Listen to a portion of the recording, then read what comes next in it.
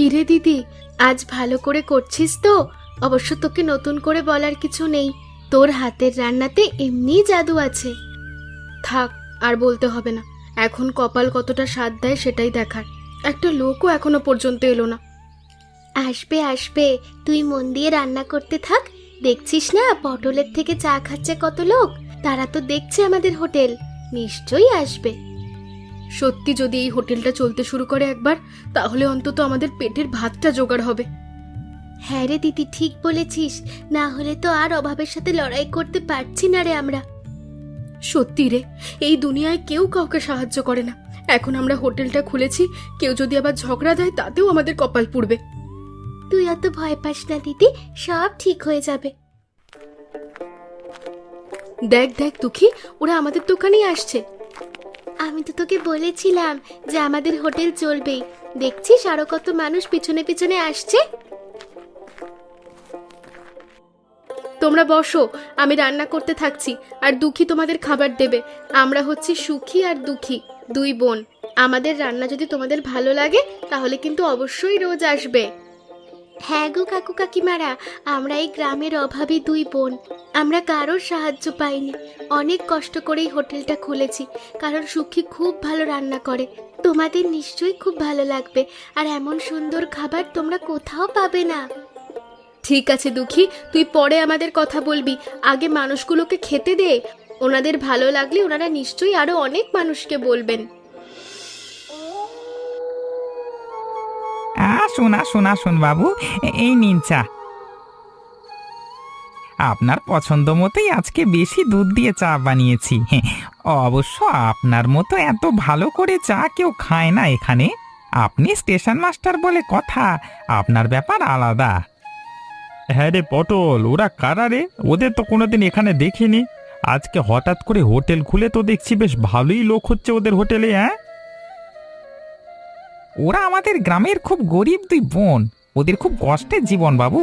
পেট চালাতে না পেরে বাধ্য হয়ে হোটেলটা খুলতে হয়েছে ওদেরকে আর কি, যাতে জীবনটা একটু ঠিকঠাক করে চলে।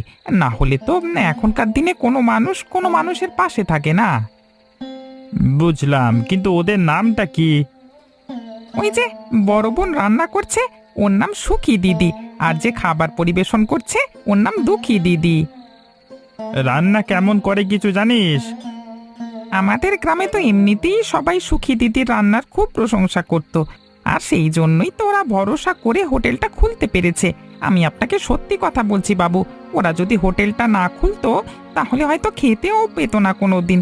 আমাদের গ্রামের মানুষ বড় নিষ্ঠুর, চোখের সামনে শুকিয়ে মরতে হতো ওদের। তোর কথা বুঝতে পারছি যে ওদের অবস্থা খুব একটা ভালো নয়। ঠিক আছে, ভালো হয়েছে হোটেলটা খুলেছে, আমার কোনো আপত্তি নেই। কিন্তু ওই ছোট মেয়েটার নাম কি বললি? দুঃখী দিদি, এমনিতে খুব চালাক আর খুব ভালো কথা বলে। নাম দুঃখী হলেও এমন সুন্দরী তো আগে দেখিনি। বেশ পছন্দ হয়েছে আমার। বলছি শোন পটল, তোকে একটা কথা বলছি, মন দিয়ে শোন। হ্যাঁ, কি বাবু? ওই যে ছোট মেয়ে দুঃখী, ওকে আমার খুব পছন্দ হয়েছে। মন এলে গেছে বলতে পারিস। তো তোকে একটু কথা চালাতে হবে যে। সে ঠিক আছে, কিন্তু দুঃখী দিদি কি মেনে নেবে?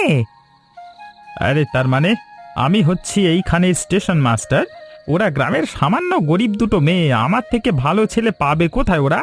তুই বেশি নিজের মাথা না গলিয়ে আমি তোকে যেটা বলছি তুই সেটা কর। তুই বেশি বুঝিস নাকি আমার থেকে? আরে আমি কত টাকা মাইনে পাই জানিস তুই? এই গ্রামে কারোর মুরদ নেই আমার উপরে কথা বলবে। হ্যাঁ,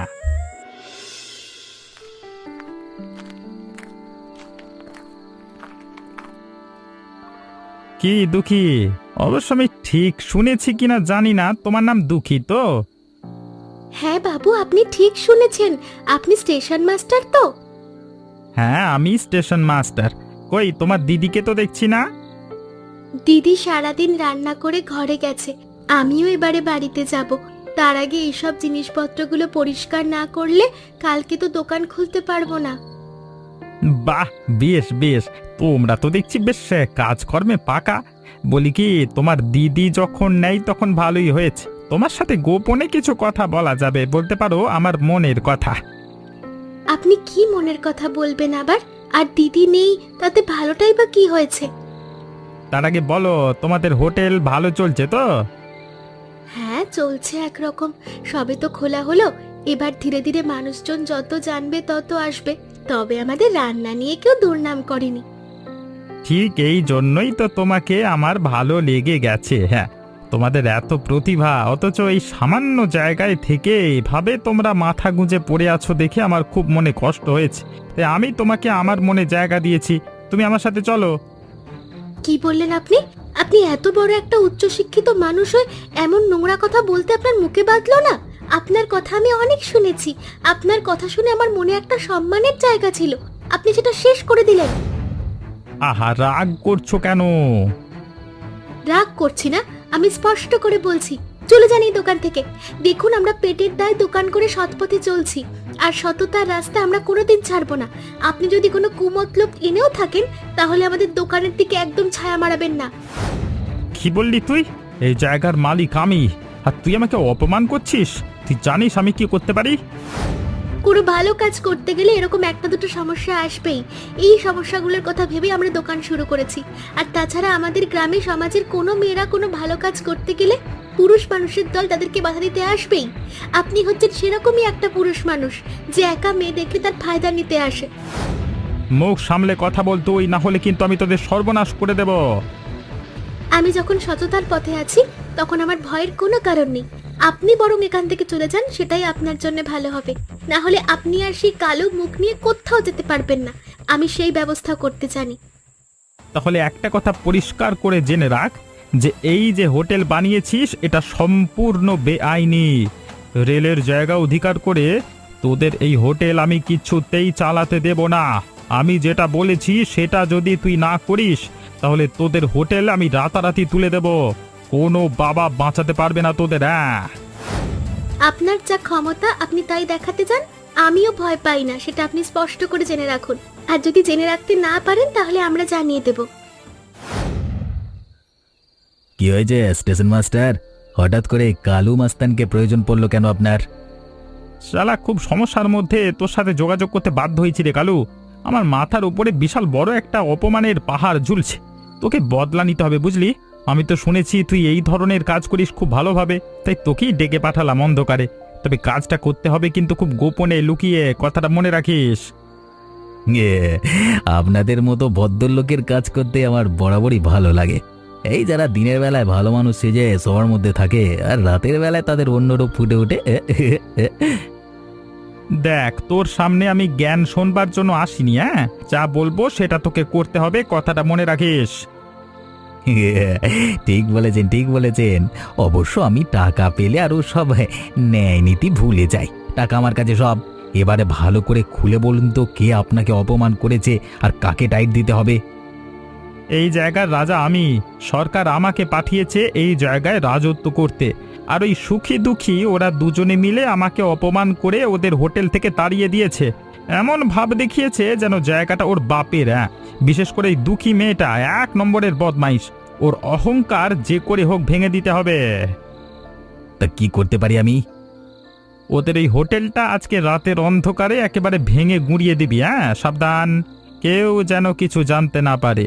আর টাকা যখন দিয়েছি তার বদলে শুধু কাজ করা নয়, মুখটাও বন্ধ রাখবি। হ্যাঁ, কাউকে কিছু বলবি না এই বিষয়ে। কিন্তু তারপরে যদি বাওয়াল হয়ে যায়? তখন আমি পরিষ্কার বলে দেব যে সরকারি জায়গাতে আমার অনুমতি নিয়ে কাজ করা হয়নি, তাই কে কি করেছে আমি তার কোনো দায়িত্ব নিতে পারবো না। বাহ বাহ বাহ বাহ বাহ! এই না হলে বড় বাবু, এই জন্যই সরকার বাহাদুর আপনাকে পাঠিয়েছে এই জায়গাতে রাজত্ব করতে। ঠিক আছে, ঠিক আছে, হয়ে যাবে, হয়ে যাবে, হয়ে যাবে। ঠিক বলছিস তো? একদম। কালকে সকালে উঠে দেখবেন ওই হোটেল মাটি হয়ে গেছে। কিভাবে করবি?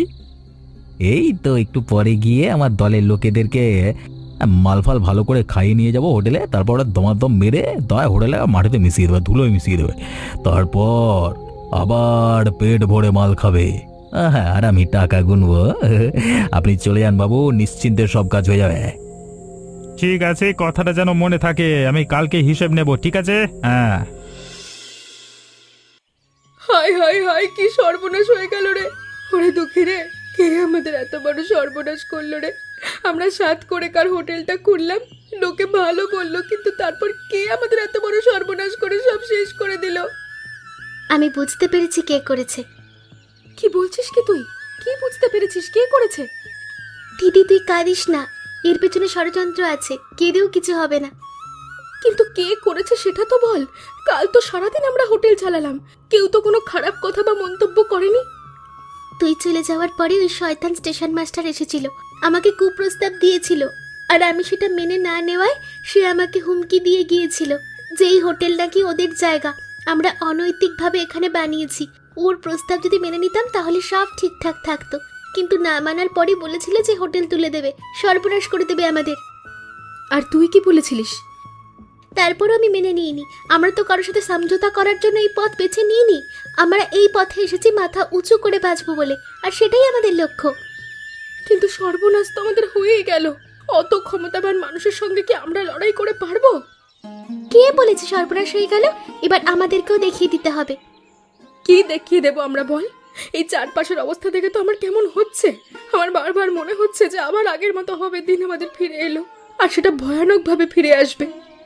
দিদি তুই নিজেকে শক্ত কর, আমাদের প্রতিশোধ নিতে হবে। সমাজের সামনে ওর চোখে আঙুল দিয়ে দেখিয়ে দিতে হবে যে আমরা কোনো ভুল করিনি, ভুলটা ওরা করেছে।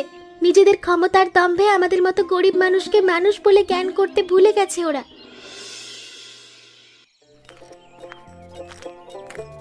বাবা কেমন আছো? বাবা কোথায় তুমি? আরে বিক্রম, তুই এসেছিস? আয় আয় বাবা আয়। শহরে থাকতে থাকতে একেবারে রোগা হয়ে গেছিস। না বাবা, আমি রোগা হয়নি। তোমরা ভালো আছো তো? হ্যাঁ বাবা, আমরা সবাই ভালো আছি। ভেতরে এসে একটু শান্ত হয়ে বস। গ্রাম কেমন চলছে? গ্রামের সবাই ভালো আছে? হ্যাঁ, গ্রামের মানুষ যেমন থাকে তেমনই আছে। এমনিতে সব ভালোই চলছে। জানো তো বাবা, এতদিন শহরে থেকেও আমি গ্রামটাকে কিছুতেই ভুলতে পারলাম না। অত দূরে থেকেও আমার গ্রামের কথা বারবার মনে পড়তো। সেজন্য পড়াশোনা শেষ হতেই তো আর দেরি না করে ছুটে চলে এলাম। ঠিক আছে, তুই আনন্দ করে এখন গ্রামের মানুষদের সাথে মিলেমিশে থাকবি, আমার কোনো আপত্তি নেই।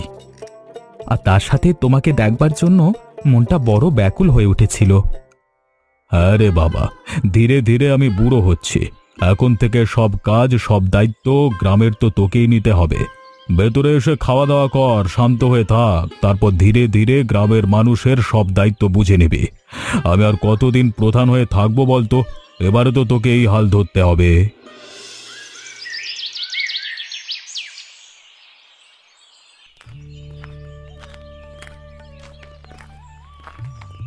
বিক্রম দাদা, বিক্রম দাদা, একটা কথা বলবার ছিল তোমাকে। তুমি কবে শহর থেকে এসেছো?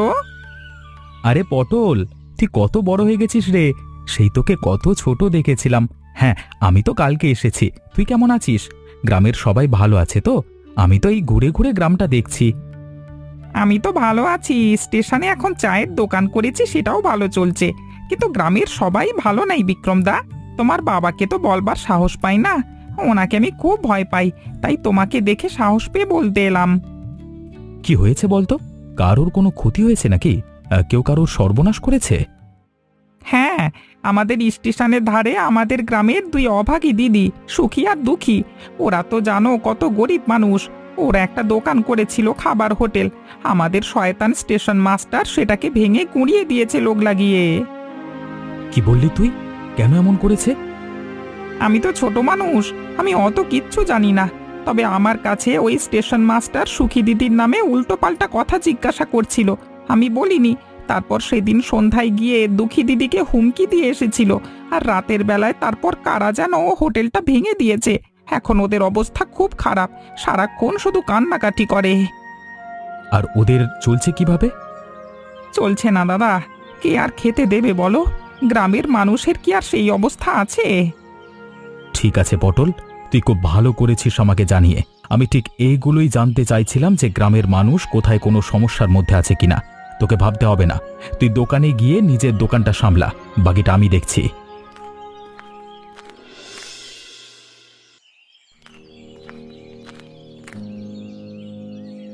কি হয়েছে তোমাদের?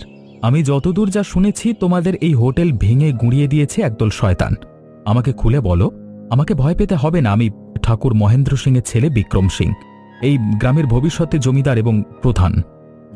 দেখতে পাচ্ছেন না আপনি চোখে? ওই শয়তান স্টেশন মাস্টার আমাদেরকে কুপ্রস্তাব দিয়েছিল, আর আমি সেটা না মেনে নেওয়ায় আমাদের হোটেলে গুন্ডা লাগিয়ে কিরকম ধ্বংস করে দিয়েছে। কি বললে তোমরা? আমি ঠিক এটাই জানতে চাইছিলাম। আমাদের গ্রামে থেকে এত বড় অনৈতিক কাজ, এত বড় অন্যায় আমি কিছুতেই মেনে নেব না। আর সঙ্গে বলেছে যে এই জায়গার মালিক ওর নিজে, ওর উপরে কারোর কথা চলবে না, তাই ওর যা ইচ্ছা ও তাই করবে আমাদের সাথে। এত বড় সাহস! সামান্য একটা চাকরি করে নিজেকে মালিক ভেবে নিয়েছে। কি ভেবেছে ওর উপরে কথা বলবার মতো কেউ নেই? তোমাদের কোনো ভয় পেতে হবে না, আমি তোমাদের সাহায্য করব। আপনি সত্যি বলছেন সাহায্য করবেন? সেই জন্যই তো এত বছর পর শহর থেকে গ্রামে এসেছি, যাতে তোমরা ভালো করে থাকতে পারো এবং তোমাদেরকে নিয়ে একসাথে ভালো করে চলতে পারি। তাহলে দয়া করে কিছু একটা ব্যবস্থা করুন, না হলে আমার দিদিটা কাঁদতে কাঁদতে মরেই যাবে। ওর বড় প্রিয় ছিল এই হোটেলটা, আর তাছাড়া এটা না থাকলে আমরা খাবো কি? পেটের চিন্তাটাও তো করতে হবে। নিশ্চয়ই, আমি এক্ষুনি ব্যবস্থা নিচ্ছি, তোমরা ভেবো না।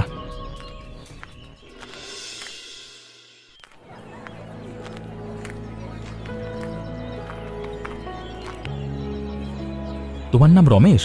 তুমি এখানে স্টেশন মাস্টার? হ্যাঁ, আপনি কে? আমি এই অঞ্চলের জমিদার এবং এই গ্রামের প্রধান ঠাকুর মহেন্দ্র সিং এর একমাত্র ছেলে বিক্রম সিং। ভবিষ্যতে আমি এই অঞ্চলের জমিদার হতে চলেছি খুব শীঘ্রই। আরে আসুন আসুন আসুন আসুন বাবু। আপনি আমার সাথে দেখা করতে এসেছেন, আমার সৌভাগ্য। বেশি নাটক করতে হবে না রমেশ তোমাকে। আমি তোমাকে কিছু জিজ্ঞাসা করব, সেগুলোর সঠিক সঠিক উত্তর দেবে তুমি। কি জানতে চান বলুন। অসহায় মেয়ে দেখলেই কি তোমার অত্যাচার করতে ইচ্ছা করে? আর ওরা ভালো মেয়ে বলে নিজেদের ফায়দা নিতে দিল না, তাই জন্য হোটেলটা ভেঙে দিলে? এত বড় শয়তানি! হোটেল ভাঙানোর জন্য টাকা দিয়ে লোক ভাড়া করেছিলে তুমি। তোমার সব খবর আমি জানি। কোনো প্রমাণ আছে? এসব মিথ্যে কথা। ওই মেয়েরা নিজেরাই বদমাইশ এবং চরিত্রহীন, তাই অন্য জায়গায় পাপ আমার ঘাড়ে চাপানোর চেষ্টা করছে। তোর স্টেশন মাস্টারগিরি আমি আজকেই ছাড়াবো। চল বেটা, তোকে পুলিশে দেবো, চল। পুলিশ? আরে না না, থানা পুলিশ করবেন না, আমার চাকরি চলে যাবে, আমি কিছু জানি না। তুই কিছু জানিস কি না জানিস সেটা আজকে বিচার হবে। আমি কিছু করিনি, কালু করেছে। দুজনের বিচার আজকে একসাথে হবে, তারপর দেখ তোদের কি হয়। মেয়েদের অসম্মান করা আর মানুষের ক্ষতি করবার সাজা এবারে হারে হারে ভোগ করবি তোরা। চল এখন আমার সাথে, চল। কালুর শয়তানির কথা আমি অনেক দিন ধরে জানি, কিন্তু ওকে ঠিক শায়েস্তা করতে পারছিলাম না। এবারে যখন জমিদার বাবু ছেলে নিজে এর বিচারের দায়িত্ব আমার উপরে দিয়েছেন, তখন আমি এই মুহূর্তে ওকে গ্রাম থেকে বের করে দিচ্ছি। আমার ভুল হয়ে গেছে, মোড়ল বাবু, আমাকে ক্ষমা করে দিন। তুমি তো বলেছিলে তুমি ওই অঞ্চলের রাজা, তুমি কেন ক্ষমা চাইছো? আমি তখন লোভ আর অহংকারের বশে ভুল করে ফেলেছিলাম। এ বিচার এখানেই সমাপ্ত হবে, কারণ হরিদাস মোড়ল নিজে কালুকে গ্রাম থেকে তাড়িয়ে দেওয়ার সিদ্ধান্ত নিয়েছে। সে বিষয়ে আমি কোনো কথাই বলবো না। আর সঙ্গে আমি সরকারের কাছ থেকে আসছি, যে সরকারের ভয় দেখিয়ে এ গ্রামের দুটো নিরীহ মেয়ের ক্ষতি করেছে, আর ওই স্টেশনের চত্বরে নিজের ক্ষমতা খাটিয়ে গুন্ডামি মস্তানি রাখরা বানিয়েছে এই শয়তান স্টেশন মাস্টার। তাদের সরকার আমার কাছ থেকে সব কথা শুনে ওকে চাকরি থেকে বরখাস্ত করেছে। এ হচ্ছে তার কাগজ। তাহলে ওই কথাই রইল, দুজনকেই আমরা গ্রাম থেকে তাড়িয়ে দিচ্ছি। এই তোমরা সবাই মিলে ওদের দুজনকে গ্রাম থেকে বের করে দাও, আর লক্ষ্য রাখবে ওরা যেন কোনো দিন এখানে ফিরে আসতে না পারে। আর জমিদার বাবুর সাহায্য নিয়ে আমি ওই হোটেল আবার ওই দুই বোনকে বানিয়ে দেব। তাহলে আমরা শেষ পর্যন্ত হোটেলটা আবার শুরু করতে পারলাম। সত্যি দিদি, এই জন্যই বলে সততার দাম আছে। সৎ থাকলে ঠিক কেউ না কেউ সাহায্য করতে এগিয়ে আসে, কিন্তু অসতের পাশে কেউ থাকে না, উল্টে থাকে এইভাবেই মারতে মারতে গ্রাম থেকে তাড়িয়ে দেয় মানুষ। আর সেই জন্যই তো আমরা মানুষকে এত ভালো খাবার খাওয়াচ্ছি, যাতে তারা ভবিষ্যতেও আমাদের পাশে থাকে আর আমাদের সাথে সাথে তাদেরও ভালো হয়। আমরা এইভাবেই সবাই মিলেমিশে একসাথে চলবো। আচ্ছা, তোমরা বলতে পারবে ওই শয়তান স্টেশন মাস্টার কেন আমাদের ক্ষতি করলো? উত্তরটা কিন্তু কমেন্ট করে জানিও। আর কালু অথবা স্টেশন মাস্টারের মতো লোকজন কিন্তু সব সময় মানুষের ক্ষতি করে, এবং ফায়দা নেওয়ার চেষ্টা করে, আর শেষ পর্যন্ত বিচারে এইভাবেই তাদের শাস্তি হয়।